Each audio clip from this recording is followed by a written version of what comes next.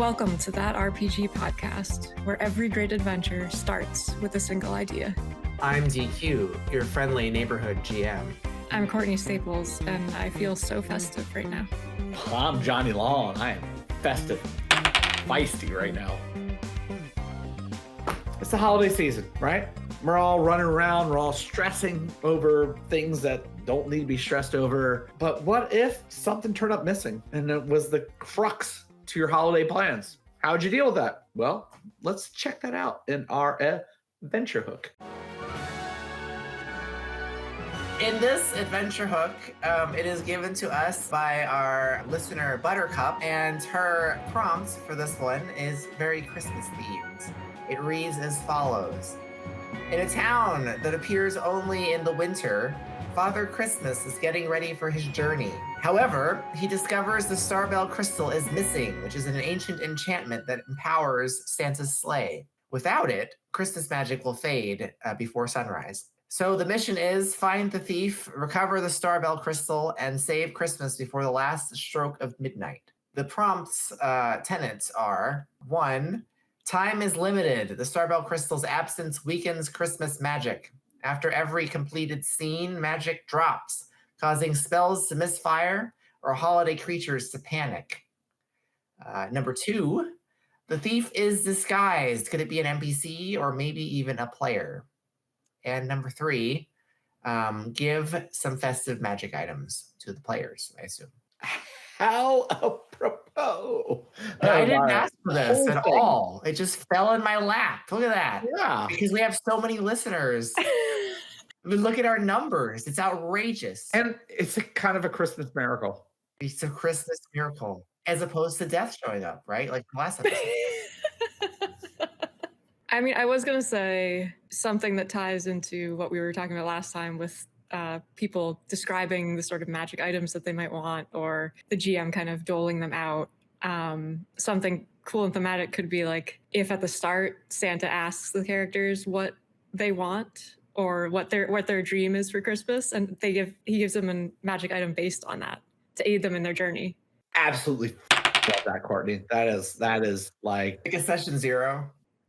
Yeah, like their intro discussion with Father Christmas, and he does the like classic like, what would you like for Christmas, children, kind of thing. DQ will occasionally do on his one-shots, his shorts of sessions that we do, that he'll give us an object of magic and he'll do it at a certain level. Like he'll say like a level 3, level 4, whatever, and the OSR Plus website. So if you go to osrplus.com and search magic guide. So I love that idea though of like saying the similar thing, like this is what you get to help define your character build, or to enhance, not define necessarily, but to enhance it. Like I really love that idea of what would you like? I like the idea that they're potentially all like gnomish little helpers of some kind. They're 100% all NIM. You have to play NIM if you're doing this. Yeah. Maybe one Tarth is allowed in, like as like a random like adopted. Like, because the other worker was sick or something, and so they had to bring in someone from like the workshop. I was thinking like Buddy the elf, like elf, like it's someone that was left aside and like there's he was underneath the tree. The house was burned down. Tarth are minotaurs for those who are unfamiliar with their system, and Nim are basically the gnome dwarf kind of characters.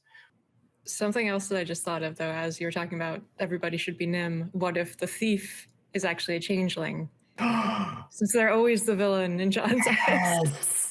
Because they can change shape. We don't know who they are in the adventure. Right now, because this is what I want to play. So dialing back to that though, is I really would, when Buttercup mentioned the fact that like it could be anyone, blah, blah. I love the concept of Fear of the Light, where even the GM doesn't know who the baddie is until the game actually starts playing. I love that kind of as a Christmas one shot, I assume, or one shot that we're making. Like it's short, but it's a mystery. It's going to be a mystery, right? We're going to try to find out who stole the crystal, and it could be deeper. It could become a murder mystery in the long run. Whatever, it has lots of things. But I love the idea that we're all Santa's helpers. We're all the elves coming into this, and it's like we're not necessarily tasked with it, but it's like it's our day. So like we got to figure it out. Like I love that idea. Like it's like above our pay grade, but we're like, fuck, like I can't. He's not. He's got to stick up his ass right now. Like how are we gonna fix this? So some practical questions. Like, so we know Santa can't fly his sleigh because his crystal's missing, and apparently it's not the reindeer; it's the crystal that does work. The crystal helps the reindeer, but the reindeer could be at play. Oh, the reindeer could be suspicious. I think the reindeer, especially there's 8 of them. Where I was going with this line of questioning. So we know that the Santa's not in play because he can't travel. So these players who are all NIM except for potentially one goofy one that's not, is the boundary of play Santa's like domain? Or is it the workshop, or are they traveling someplace by some other means? Because that's why it's not clear to me in the setup. I think it should be more local. I feel like if there's too much travel, it kind of wears on the whole time is limited aspect. Like you're not going to be rushing around the world in an hour or two, or like the outskirts, the North Pole. Yeah. The areas around the North Pole. It's not the North Pole. It's some mysterious town. It's an Amazon warehouse, right? Is what we're saying. Well, I mean, and Buttercup said very well. It's a town that appears only during this time of season. I completely missed that. It's in a town that appears only in winter. That answers my question. But I guess I was asking, like, do we stay there or are we traveling? I think we stay there very tight. I think it's like a clue level, 8 rooms tops. It's a tight mystery. I love the idea that it could be played every year by the same group. True, with different outcomes. Because it's about the spirit of Christmas and stealing from each other. It's not about but and the whole player thing being the enemy, I feel like we have to address, but I'm not ready for it yet. So then the other question, that we start with when we're setting up a premise is about genre. Now, obviously, this reads fantasy, but do we want to play with that? Noir. I'm just saying, Christmas elf noir, hard-boiled noir. Yeah. Wow. She came in smelling of cookie sprinkles and Stardust. Oh, so red ruddy. Like I don't know. Like I'm a horrible writer. I can't. I mean, I like it because it's not. I wasn't expecting that at all. Yeah, I was not picturing that at all. I love the idea of elf noir. Santa comes in. He's the femme fatale. So he comes in. You see his huge stomach, and then he's smoking a cigar, and he's like, "The crystal's missing." Like that kind of thing, So it's completely not what you expect. Off the ground without it. Yeah, he's like the cop, and he's like his hands always shaking, and he has like a glass of whiskey. Okay, that's great. So there's a sense this genre that is it's hard boiled, but it's almost a parody, is where we're sitting on. Well, yeah, it's definitely not serious. It's meant to be played seriously, but it's supposed to be filled with puns and Christmas tropes. We're developing a holiday tradition here. Have you ever heard of 6 to 8 Black Men? I'm afraid to ask. No, I need to explain it at this point. I can't just say something like that and leave it. David Sedaris, David Sedaris, right? Phenomenal writer, comedian, whatever. He has, what's become a tradition of my family to listen to 6 to 8 Black Men every winter Christmas season, and it's really hard to find right now. It's surprisingly, it's really hard to find the actual thing, but you can find like 3 parts of it on YouTube, I think, whatever. But it's a story about, so it's not some random. He talks about like how he likes to, when visiting different countries, he likes to talk about their gun laws and hear that, and that's the start of the story. But then he goes into talk about like their traditions, and he found out that in Denmark area, Holland, whatever, they have the story of Santa being assisted by 6 to 8 Black men. Okay. And Santa used to be the Bishop of Spain, which is a whole other thing, but also comes over to the islands, not islands, but the peninsulas with 6 to 8 Black men. There's never a clarification of how many Black men are joining him or where these Black men come from, or are they there willingly? We don't actually know. It's really up, but it still persists. And it's just this idea of like this crazy story that happens every year. And when I'm trying to get at, I'm so off base right now, just trying to cover my tracks. Any person I spend the holidays with, I introduce them to this tradition of listening to David Sedaris tell the story because it's hilarious and it's not racist at all. It's I mean, the roots of it might be, but his telling is not racist.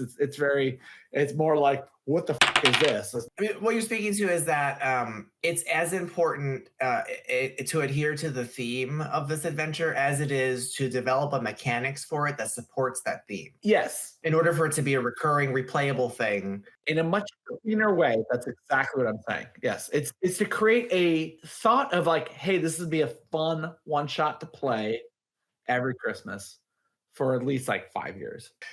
Basically, there's not distance between the experience you want players to get out of it, right, and the actual way the game is played. Is what we're trying to do. Yeah.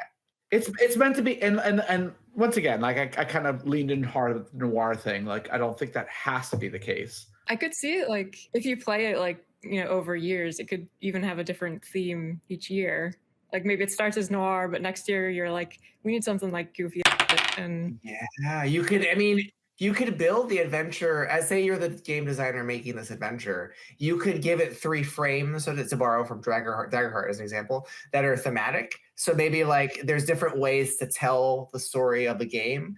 Maybe the first one's noir. Maybe another one is your classic kind of like hijinks, Harry Potter adjacent fantasy.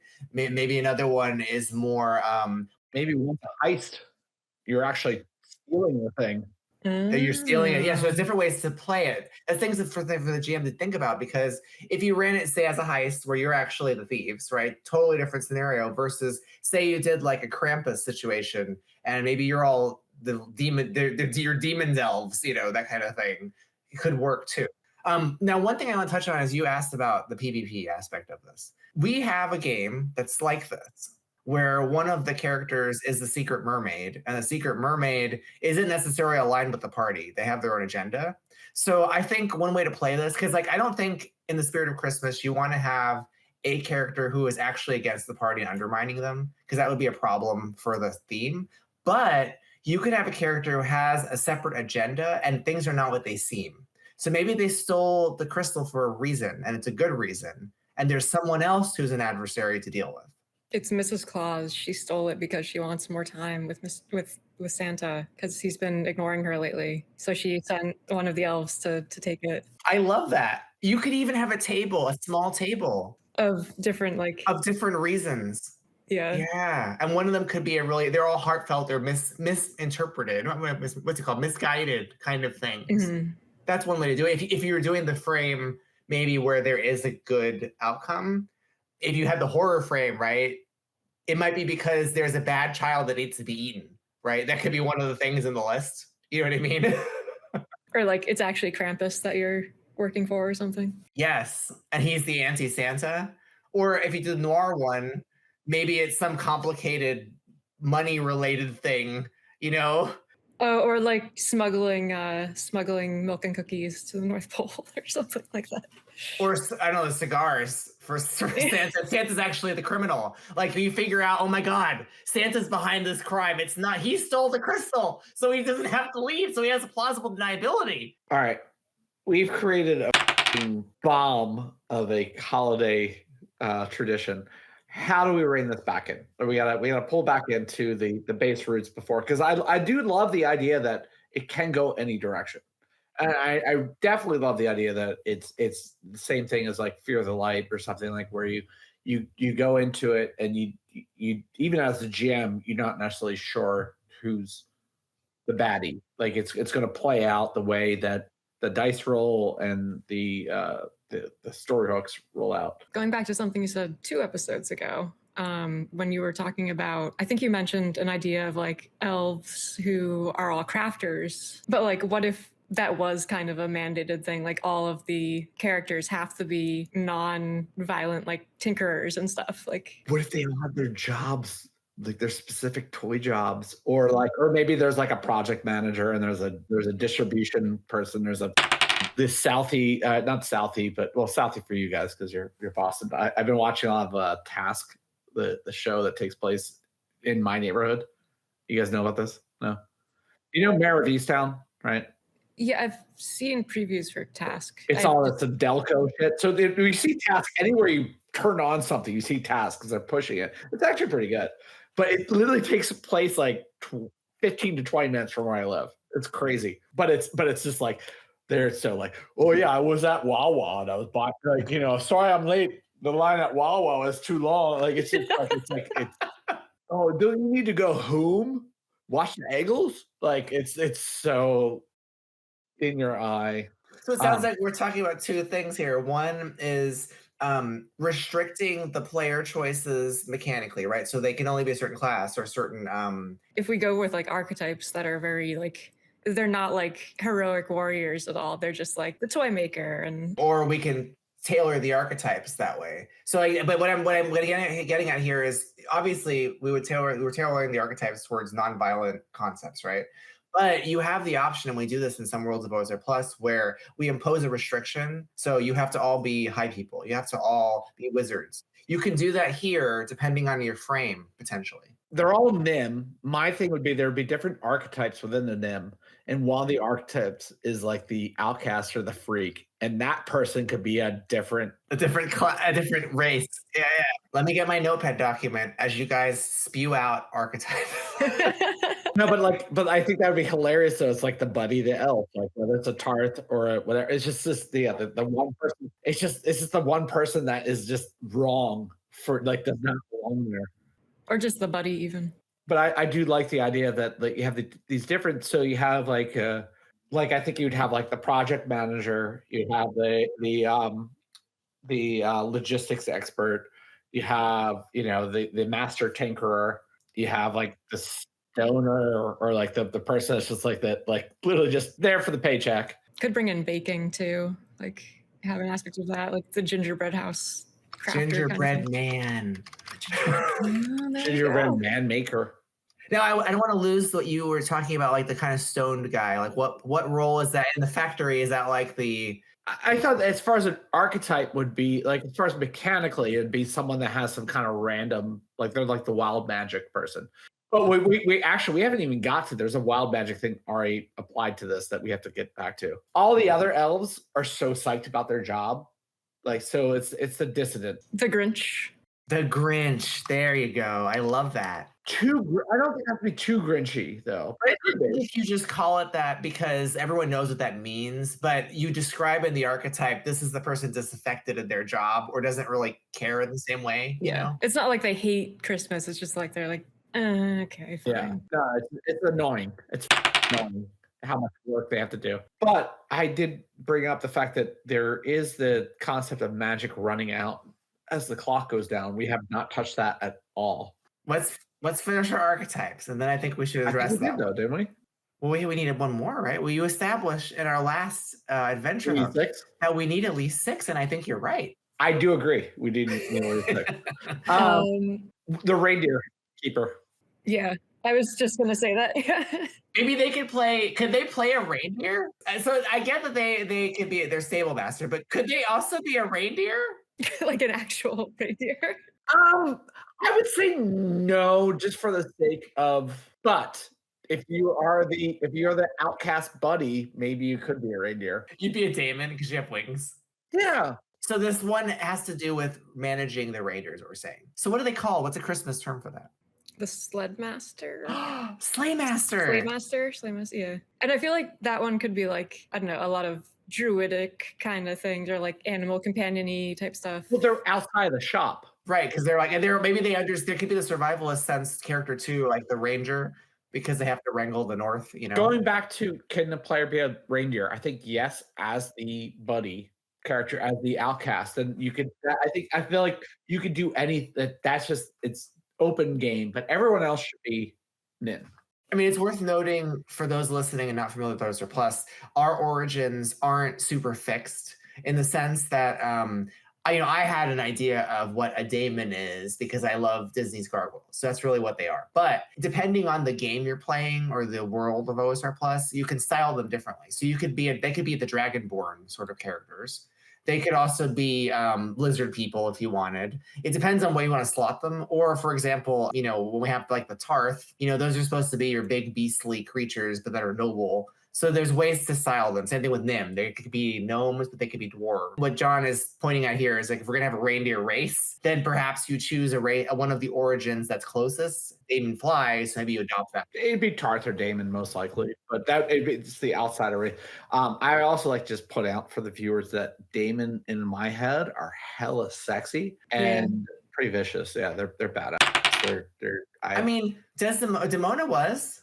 She was the sexy I never saw Gargoyles. It's so good. It's a lot. Has way more. I've had to read a lot about gargoyles just to try to understand what you're talking about, and I get it, but it has a lot of Arthurian legend in it, which is what's super cool about it. Like it gets really interesting, and there's sci-fi in it at one point. It's wild. It's so funny. It's this age gap that you fit in, and I'm here, and Courtney's down here. It's like like Teenage Mutant Ninja Turtles is probably like the original. It's like I remember specifically, I was like, I'm done with toys, and Teenage Mutant Ninja Turtles came out, and I was like, okay, I'll buy a couple of these. Oberon and the Fae are in it. It's got Shakespeare references. It has like actual Macbeth shows up. Like it's wild. Okay, so we have our archetypes. We've got the buddy. We've got the taskmaster, which is sort of your logistics leader person. You've got the master tinkerer, which I think is your classic engineer gnome. Okay, the one that really knows how things work. Gingerbread man. So that's like bringing in the sense of cookies and food and brewing. And like a more of a architect. I can see an alchemy kit working there, anything, you know. We have the Grinch, which is the one who's at odds with the Christmas spirit in some way, you know, or maybe the workshop. Just sure, it's the Aubrey Plaza. I wonder if the Grinch should be like you can't use magic or something. Like you don't have the Christmas spirit in you. That's a cool way to frame the archetype. And we give them something beneficial too. Maybe they get like Daredevil stances. Like maybe they get like a stance and a fate point added to their thing without being, and then they could choose to be. So it could be a Daredevil. You get two of them. They could be immune to like charm and things like that. Like they're just totally unaffected by all this happy stuff going on. And you can, you know, there's lots of ways to play an archetype mechanically if you're homebrewing these things. Like some of our archetypes in some worlds don't even affect mechanics. Like for example, in the Magic University one, the archetypes change the way that ethos works. So instead of ethos, it's about your aspiration in the context of like college. So there's a lot you can do. You can do mechanical, you can do narrative. And then beyond the Grinch, we have the Slaymaster. So that's your survivalist druidic character. That's your ranger too, like right? It's the. So wait, the Slaymaster is the only one that's outside of the workshop. He's part of the operations, I think, right? No, it's part of the operation. But I'm just trying to think like the other five all take place within the workshop. Like that's, and I think that's kind of a clutch thing. Or I could also picture it being similar to Monsters in Morovia, where it's like a contained like Christmas village kind of thing. We have like the stables and like the toy shop and the bakery. And 100% agree with that. All I'm saying is the bonus to the Slaymaster as well is that they actually don't work within the workshop. So they have a different worldview of the village because they're outside. Right, and they're protecting it in a sense from the wild. They're the rangers. They're exploring, like they have a wider breadth of knowledge of the world, whereas the other five are all like they work in the workshop. Like they show up. They're 9-to-5ers. I mean, part of the purpose of archetypes too is to give players different insights into, or to give players different ways to have insights into the way the world is structured, right? So, you know, like you're saying, it could be about locale, like what they are a part of. It could also be about what they're responsible for. So, like, if the gingerbread man is responsible for feeding people, the Slaymaster might be responsible for transporting people. It depends on how you want to interpret them as a group, as a GM too, and how you write them. But now that we have these 6 archetypes, we can revisit, I think, John's very important point. What about the magic stuff that was going on? She said, the absence of this crystal weakens Christmas magic. And after every completed scene, magic is dropping, so its effectiveness goes down. Spells are misfiring, and holiday creatures are panicking. So that says a lot about this importance of this crystal and what it does for the town. So I think first and foremost, we need to determine what a scene is. Starting off, we would have probably an opening scene would be a downtime of us figuring out who we are, where we lie in the mystery. The hard-boiled introduction when Santa, the femme fatale, comes in. From there, we could probably bleed that scene out a little bit more to investigate the immediate area. But from there, anytime we move locations, that's probably a change. That's a change of scene, most likely, unless it's a chase or something like that, right? Yeah, it really depends on how you want to structure the adventure, which gets us into the question of nodes, right? So, like as you're saying, if like in Monsters of Barovia, which is an adventure we have that takes place in one village, if each location constitutes a scene, then this clock of the magic getting worse is moving every time we move locations. But that's only one way you can construct a scene. A scene could be based on time passing or events happening. It's not just like we're in Santa's work shed and at the reindeer pen, I remember seeing something and we go there. Like that's not a new scene necessarily because it's just literally walking out the door. Like There has to be and we talk in the game master's guide about like what are the elements of a scene, but they don't have to be bound to location is what I'm getting at. They usually have an inciting incident. They usually have things to explore and discoveries to extract from them. so. I mean, basically, what you're saying though is like if we're in a room, right, and we're discovering things, we're looking around, and all of a sudden we open up a hive of monsters. That doesn't necessarily mean that's another scene, right? Because that's just part of the room. But then if you're to go outside that room and start investigating things around the area, that might not change the scene. But then we run into a new group of caged beasts that we decide to unlock. That might start a new scene, right? It might be a narrative tempo move thing, right? It's just Yeah, I feel like it would be up to the GM to just decide how long things are taking, even. Like, it depends on too like how they want to set that clock. Like I think it's important for the players to know how the clock works. Like when we played the Sunken City game, I tell you explicitly, I'm going to roll a die at the beginning of a scene, and that tells me how many rounds you have before the water comes in, so that you know what you're dealing with. So in this adventure, you'd have to frame it for them. I could see a way to do it of like you literally see the Christmas magic draining from the village as you go, and like as you reach certain points, you know that certain things are going to happen. So Loses color. yeah, yeah. it's literally just an hourly thing. Like it's getting closer to 12 o'clock on Christmas Eve. Like There's so what you both are talking about too is the fictional effect, what we can see in the fiction that indicates the clock is moving. The mechanical effect, there's a lot of ways we can do it. One way that comes to mind is there's a sense of wild magic at play, right, in the prompt. So perhaps then the GM has a table of all these inciting incidents that can happen that are increasingly weird. And what they do is as the clock progresses towards midnight, the percentage chance of one of those incidents happening and interfering with what you're doing increases. so that's what I think we need to get to. And I was trying to address first what is that clock, and I think the answer is the clock is just what The literal clock. What does it feel like? How does it feel best for your group? Anyway, like I'm trying to think of like a way to incorporate Buttercup's concept of a clock and hard code it into this story while still allowing for people to determine that GMs that are running it to determine what is actual time passing. Like I don't think we have to solve that so much as we've identified, at least in what we're doing here, like we've identified that there's two things that a GM would have to be mindful of. One, how do the characters see it happening in the fiction? So that's color draining. That's the actual a physical clock dinging, right? That's the fictional interpretation of the characters.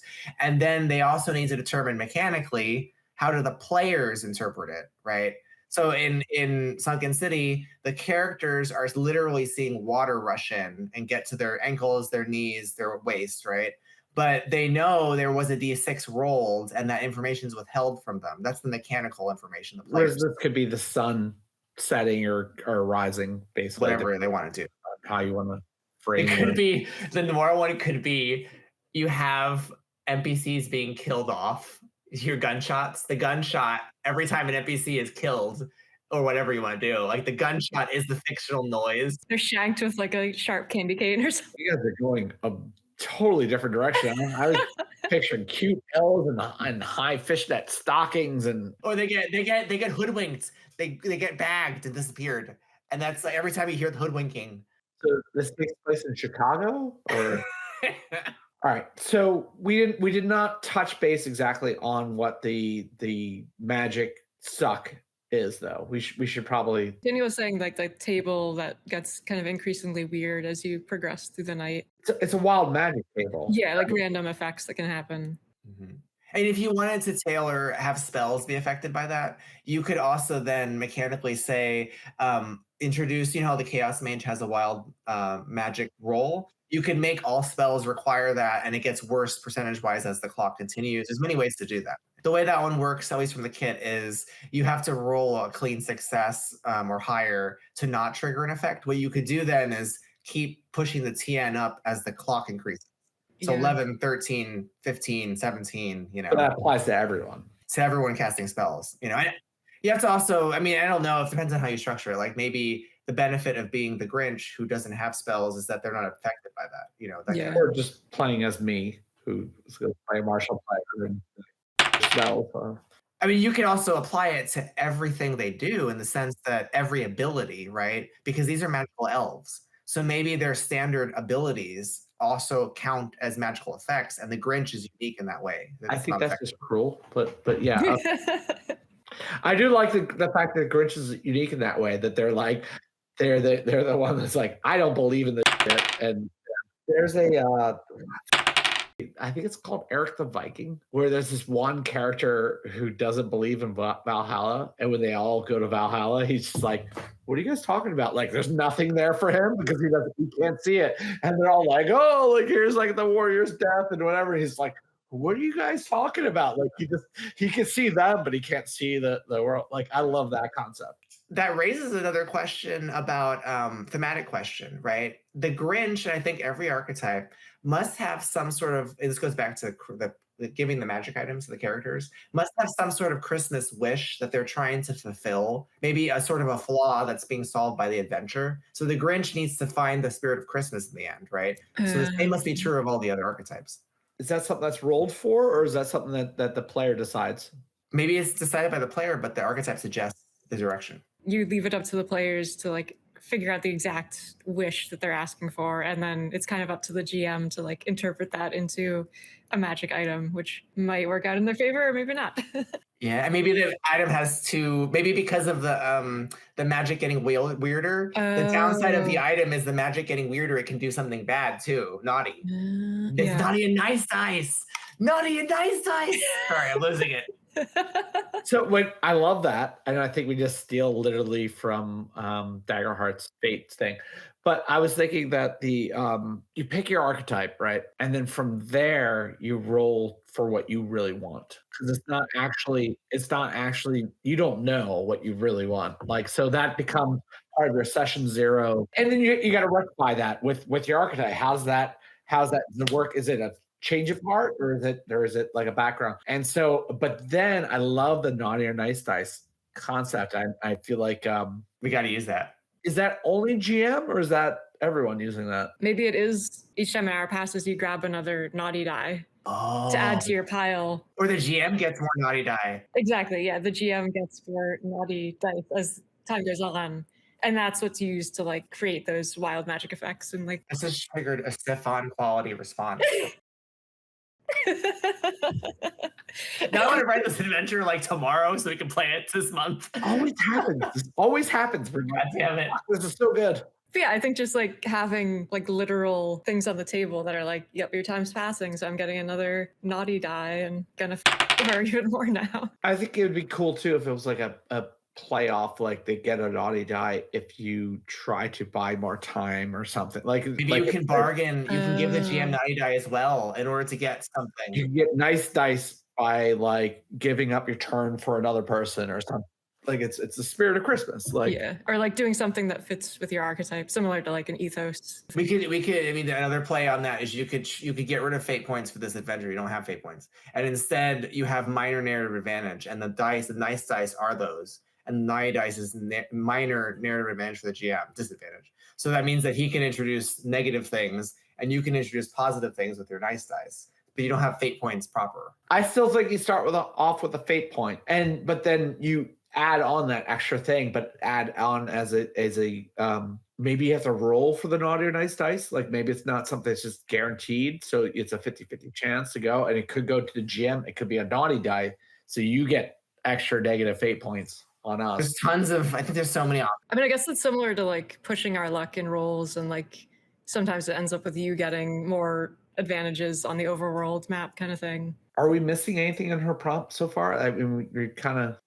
I think so. We mentioned, I don't think we need to get too deep in the disguised thief. That's the only thing I think that's not touched on too much because we thought it could be a changeling, but I think that has to, if it's going to be a player, that means one of these archetypes. Maybe there's a seventh. I don't. Maybe there's a, out of the 7 archetypes, you get one of the players randomly gets assigned the fact that they're a changeling. How about this? All right. How about in the beginning of the adventure, the GM rolls for it, figure out who is the bad guy. And it's like a table of like all of the NPCs and all the the NPCs that exist. and player is an option.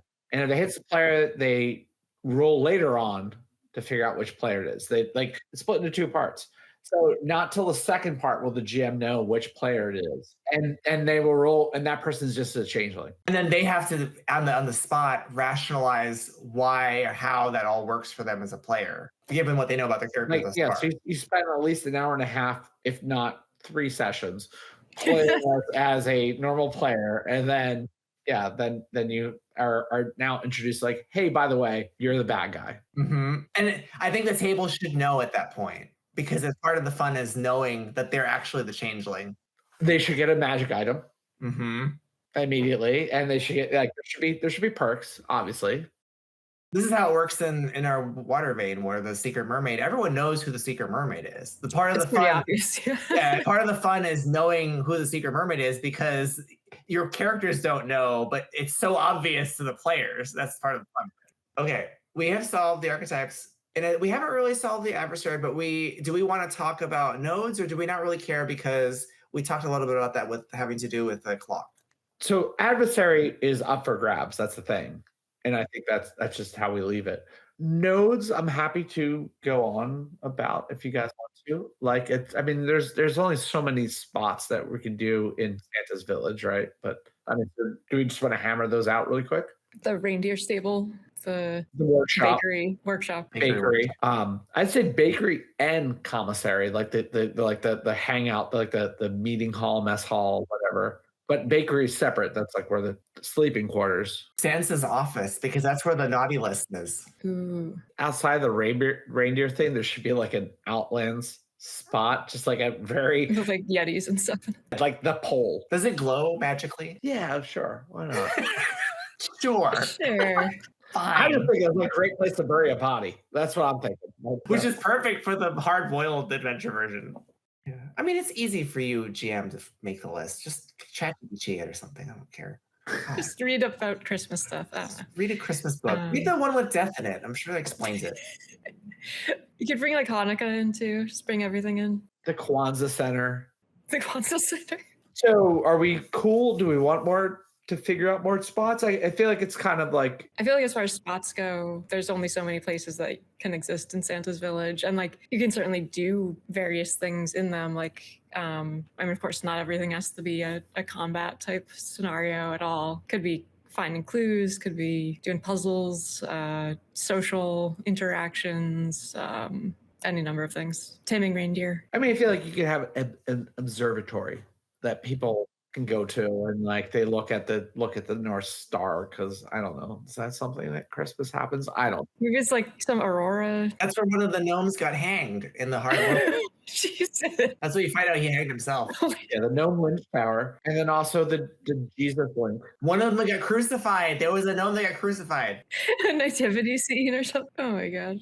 So what we're saying is like, look, it's less important the physical locations than it is the sort of things you can do in this wonderland of horror. We figured out the nodes. We've figured out the archetypes.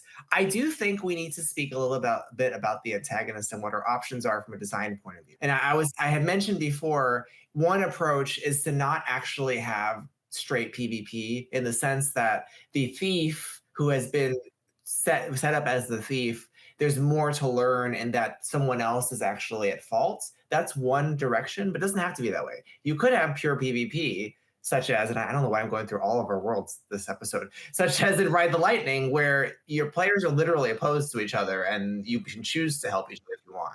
I like the idea of that PvP is open-ish, maybe to a certain extent. Like maybe you can only sissy boy slap party as, but after phase 2, I think it gets changed. Like I feel like this is a very well set up as a two-phased adventure where that you do cross a line, and A, the actual person is decided by the GM, and then B, everyone's got to resolve that, like whether they know it or not. Because it would be really interesting too, like if you know you're the bad guy and you're trying to put it on everyone else. So you just try to get people to fight.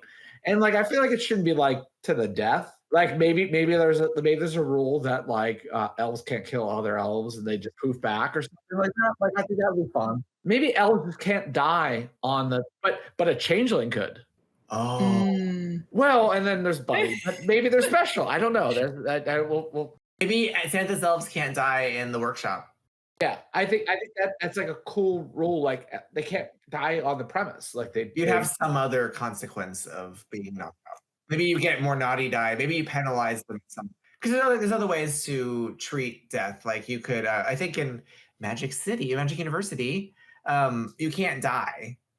Instead, you are taken out of the action, and then consequences happen to you. What? Not the draft version we played. Oh, okay. I was like, I was playing that game all wrong. If that was the case, I mean, you don't want that to happen to you because it involves demerits, and that reduces your fate. Oh, okay. I don't care about the merits. I was the rebel. my only concern is the player potentially not knowing until like part 2. I would be tempted for them to know from the start if they are. I guess it could depend on the GM what they want to do. Maybe to your point, we know who the changeling is. If we're going the route where they're not really the villain, they know the changeling is from the start. But at part 2, that's when we find the real adversary. Yeah, And the changeling at that point has to decide whose side are they on. That could be an option. That's fair. Okay. So from the get-go, the GM rolls a die, D8 or whatever it is, decides who's the bad guy. I'm probably D12. Probably like the 4 people and then like 6 other NPCs. That's a D10. But anyway. math. But so that they would know. And then if it was a player, they would tell them to let them. But like that, it's not going to come to fruition until part 2. I mean, I would argue too, if in order for it to be impactful, I would rule out NPCs as being. I know the prompt says that, but I would rule them out because if you really want this to be exciting, that there's a hidden villain, it needs to be a player, one of them, because then you're all thinking, who is the player? That's the villain. I disagree though, because if there's only 4 players, then it's like, Yeah, it's true. you know, it's me or it's not me, and then it's 3 other people. But like they should know. I mean, this is we did this in Wizards of Waterfane. We know who the villain is from the start. The key is the role playing of it. I don't know. It could go either way. I like the idea of taking the fear of the light. It's one of these 6 people, but no, it could be the other 4 people that are also part of the party. Like it could be anyone.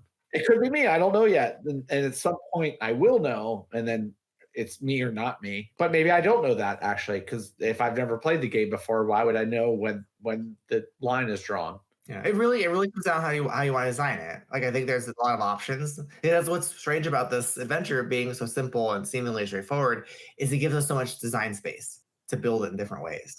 I think it's a very fun and that's my main thing I was trying to keep coming back to is like I want it to be a fun Christmas thing for people to play. Like I don't want it to be this like no hangings. Like is it gonna who do I have to kill in this group? Like I don't want it to be that. I want it to be like we want to solve the mystery. In the horror one, you can keep repeatedly killing each other because it won't matter. You come back. The Pretty much version. Torture each other. Go to that weird outside spot I was talking about, and that's hanging them. Meat hooks. Yeah.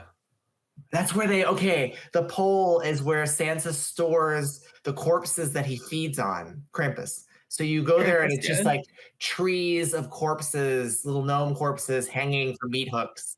Flips. His head flips. Krampus. Yeah, and you think he's all good until he turns around and his like head turns and his legs are like You're like, yeah, they're like that. Yeah. I love it. We did it. We did all the things on my list. So we need to Okay, as I said last time, you're gonna be on my naughty list if you roll a freaking monster. Why am I turned on all of a sudden? So what's going on here? It's a 4.